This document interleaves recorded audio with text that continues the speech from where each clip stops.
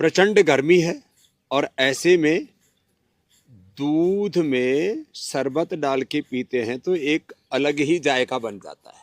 और ये शरबत हमारे पास में दोनों तरह का है, एक शुगर फ्री भी है और एक शुगर के साथ वाला है। और आप इसको डाल करके जब पीते हैं ना तो इसका आनंद अजब गजब होता है। और मेहमान भी घर में आए तो उनको आप ये शरबत पिलाएं तो वो याद रखते हैं कि और उस घर में गए थे। क्या गजब पतंजलि का गुलाब शरबत पिया दूध के साथ। इसको आप लस्सी में भी पी सकते हैं, हमारे पास लस्सी भी है और लस्सी में आप शरबत डालकर के भी पी सकते हैं। और लस्सी से ये राबड़ी, ये बड़ा गजब का मामला है। ये राबड़ी है जिसमें ये जौ का दलिया बनाते हैं, छाछ और पानी के अंदर मिला करके रात को बना करके रख दिया और फिर सुबह इसको घोल करके और छाछ के साथ ऐसे पी लेते हैं। ये दलिया, ये भी गजब है उसके लिए, गर्मी के लिए। और जिनको ज़्यादा ही गर्मी लगती हो, लू चल रही हो, तो थोड़ा प्याज और डाल दीजिए।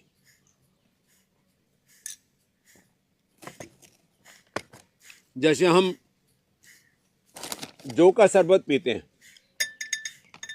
चने का शरबत पीते हैं, चने का ये शरबत, अब चना, इसमें प्रोटीन भी, पोषण भी पूरा है।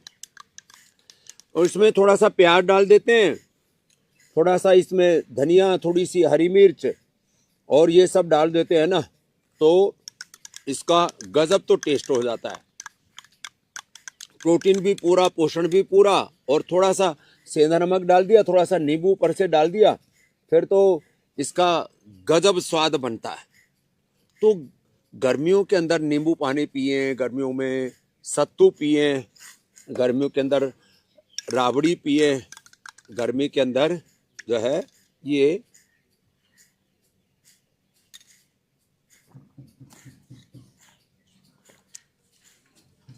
गर्मी से राहत पाने के ये देसी उपाय है। सारे नेचुरल ड्रिंक्स हैं यहाँ पर। बेल शरबत है, मैंगो शरबत है, मैंगो ड्रिंक है, मौसमी लेमन का है, ब्राह्मी शंखपुष्पी है, और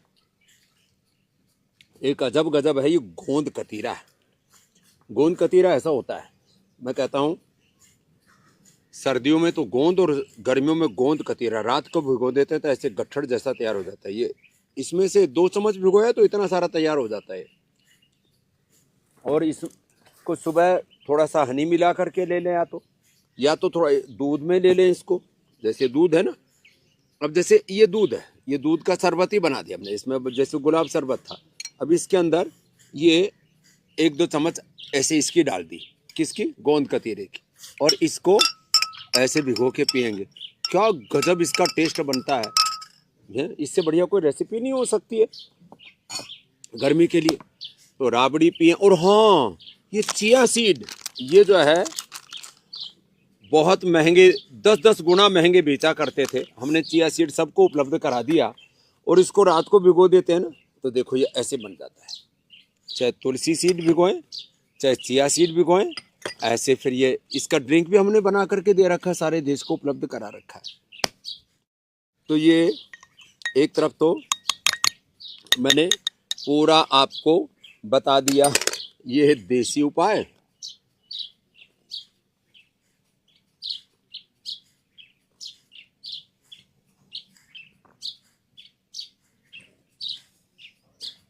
आहा,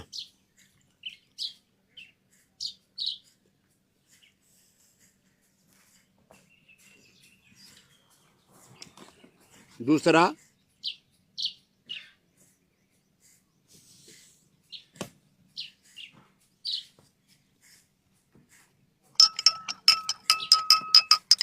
ये किसी को दान पुण्य करना पड़ेगा,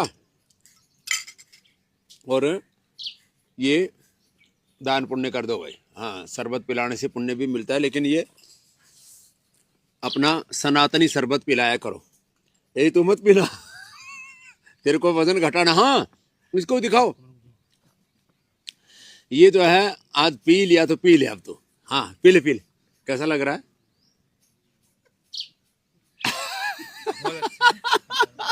बड़ी मुश्किल से तो इसके दाव बैठा, लेकिन इस लड़के ने बहुत मेहनत की। प्रणव ने 4 दिन में 6 किलो वजन कम किया है, फैटी लीवर पूरा ठीक कर लिया है ना। पी ले बेटे, कोई दिक्कत नहीं, होले होले पी ले। प्रणव ने 4 दिन में 6 किलो वेट कम कर लिया, फैटी लीवर ठीक कर लिया। सच में अच्छा लग रहा है मेरे को राजी करने के लिए। मैं घर पे भी पीता हूँ। हाँ तो गुलाब सर में तो ऊपर से गोंद कतीरा और मिला दिया ना, तो डबल टेस्ट हो गया इसका। हाँ, रख दे बेटा उधर। ये तो प्रणव, देखो ये बीमारियां गरीबी अमीरी नहीं देखती। ये तो समृद्ध परिवार का बच्चा है, ये भी समृद्ध परिवार का बालक है, जो है अवनीकांत बोहरा जी, ओडिशा से। इनके मित्र हैं, रिलेटिव हैं, तीर्थवासी जी। कौन से स्टेज का कैंसर था? थर्ड स्टेज का कैंसर ठीक कर लिया। और तुमने क्या क्या ठीक कर लिया? Cervical pain, gastric, cervical, gastric और बीपी शुगर। क्या था? शुगर कम हो गया। शुगर। और शुगर तो देखो इधर ये एक मजदूरी करता है, निर्माण का काम करता है, रेलवे में काम करता है मजदूरी का, लेकिन इसको भी बेचारे को शुगर हो गई। कितना इंसुलिन लेना पड़ रहा था? 15 यूनिट। मंडो का आसन करो, इधर आओ। 15 यूनिट इंसुलिन। अब क्या हाल है? अब तो बिल्कुल नहीं ले रहा हूँ। अभी इंसुलिन बंद हो गई है। और क्रिएटिनिन कितना था? 7.3। 7.3 से अब क्रिएटिनिन भी 2.30 आ गया है अब। और ये 1 महीने में आ गया है? 2 महीने हुआ भी नहीं, 24 दिन हुआ। 1 महीना तो पूरा हुआ भी नहीं है। तो जब इतनी बड़ी विद्या अपने ऋषियों के अपने पास में है, न जाने क्यों हम इधर उधर की दर दर की हम ठोकरें खाते फिर रहे हैं और अपनी संस्कृति से, अपनी सभ्यता से दूर चले गए। मैं तो सारे देशवासियों से आह्वान करूंगा, आओ अपनी संस्कृति,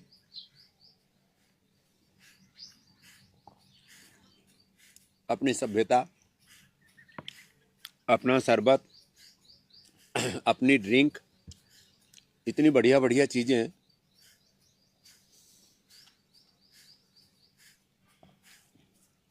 गांव की आगे हम छोटे बच्चे थे, खेत में चले जाते थे, फिर कलेवे में जो चने की रोटी,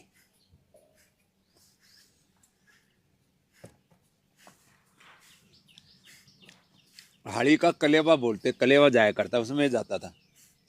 तो खैर बचपन की याद आ गई।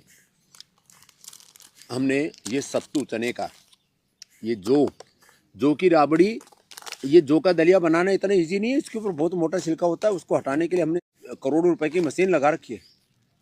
तुम तो सत्तू का उससे ऑनलाइन मंगाते हो, ले तेरे को आशीर्वाद ही दे दिया। ये तुम्हारे को आशीर्वाद है। जो का ये खाया करो दलिया, ये किडनी के लिए बहुत अच्छा है। जो का आटा और जो का दलिया, यही तुम्हारे लिए किडनी के लिए पथ्य है ना। और ये प्रणव ने तो खैर कमाल ही कर दिया। लास्ट में मैं 2-3 बातें कह करके, क्योंकि बड़ी खुरापात देश में चल रही है, और खुरापात ये चल रही है कि एक तरफ जो सेकुलर की चादर ओढ़ करके बैठे हुए भेड़िए, धूर्त चंडाल चोकड़ी क्या बोल रहे हैं, आतंकवाद का कोई मजहब नहीं होता। फिर भाई हमारा धर्म पूछ करके क्यों गोली मारी, क्यों कलमा पढ़ने के लिए बोला, क्यों खतना चेक किया? इसका मतलब आतंकवाद को भी मजहब से जोड़ दिया गया है लोगों ने, ये दिख रहा है ना। फिर दूसरी बात एक और कहना चाहता हूं, हम सनातन धर्मियों को एक बात समझनी पड़ेगी। सनातन के जितने भी प्रतीक हैं, सनातन का योग है, आयुर्वेद है, सनातन का सन्यासी है, सनातन के देवी देवता है राम कृष्ण शिव हनुमान दुर्गा सरस्वती पार्वती भवानी भगवती महिषासुर मर्दनी, उनको सबको गालियां दी जाती है। कभी किसी को देखा आपने ईश निंदा के नाम पर यदि किसी ने प्रॉफेट मोहम्मद साहब को और ईसा मसीह को जरा सा भी कुछ टिप्पणी भी कर दी ना, तो उसका जीवन खत्म कर देते हैं। ये बुरी हालत चल रही है। फिर कहते हैं सब धर्म महान है, तो फिर धर्मांतरण क्यों कर रहे हो भाई? सब धर्म महान है तो हिंदू धर्म तो सबसे प्राचीन धर्म है, सनातन धर्म तो हमारे लोगों को क्यों तुमने अभी भी हमारे देश के अंदर करीब 30 करोड़ लोगों को अपने से दूर कर दिया। यदि पिछले 500 सालों का हिसाब किताब देखें तो 100 करोड़ से ज्यादा हमारे सनातन धर्मियों को हमसे छीन लिएगा जबरन धर्मांतरण करा करके। और बात करते हैं कि स्वामी रामदेव के पास तो सामर्थ्य है। अरे तुम्हारे यहाँ तो फंडिंग होती है मिडिल ईस्ट से, तुम्हारे यहाँ तो फंडिंग होती है सनातन विरोधी और भारत विरोधी ताकतों के द्वारा। तुम तो विधायिका में भी, कार्यपालिका में, न्यायपालिका में भी, मीडिया में भी, फिल्मों में भी, हेल्थ सेक्टर में भी, एग्रीकल्चर में भी, इंडस्ट्री में भी, सब जगह टेरर फंडिंग करते हो, सब जगह फंडिंग करते हो। लैंड जिहाद में भी, लव जिहाद में भी, वोट जिहाद में भी, बिजनेस जिहाद में भी, सब जगह फंडिंग करते हो। एक बार हमने शरबत के बारे में कुछ बोल दिया था और भयंकर बवाला हो गया। लेकिन बात तो सच है कि किस तरह से कुछ लोग जो है एक टारगेट करके सनातन धर्म को, सनातन के प्रतीकों को, और किस तरह से आपके घरों में घुस गए हैं, आपके दिलों में घुस गए हैं, और आप सेक्युलर की चादर ओढ़ करके बैठे रहते हैं और मामला गड़बड़। मैं देखो, जो सभ्य विवेकशील मुसलमान है, खास करके मैं 3 नाम लेना चाहूंगा, बोरा या बोरी मुसलमान, आगा खानी मुसलमान, और कम से कम भारत के संदर्भ में तो मैं कह सकता हूं सिया मुसलमान। कितने प्रगतिशील हैं। कोई लड़ाई झगड़े में आज तक मैंने किसी आगा खानी का, किसी बोरा मुसलमान का नाम नहीं सुना कि भाई वो आतंकवादी है। तो ये विवेकशीलता जो वोरा वोरी मुसलमानों में है, सिया मुसलमानों में है, जो आगा खानी मुसलमानों में है, और उसमें भी जो बेचारे सुबह से शाम तक मेहनत मजदूरी करके अपनी ज़िंदगी बसर कर रहे हैं, कुछ लोगों के दिमाग खराब कर दिए। अब मैं उसमें ज़्यादा नहीं बोलूँगा और नया कोई बखेड़ा और खड़ा हो जाएगा। लेकिन हम सारे देशवासियों को ये समझने की आवश्यकता है कि हम अपने सनातन के प्रतीकों को, और उसमें सबसे बड़ी जो सनातन जीवन पद्धति के बड़े 2-3 प्रतीक हैं, वो है योग है, वो है आयुर्वेद, वो है हमारी प्रकृति, हमारा आहार, हमारी संस्कृति, हमारे संस्कार, इनमें हम पूर्ण निष्ठा रखें और अपने प्राकृतिक तौर तरीकों से अपनी ज़िंदगी को संवार लें।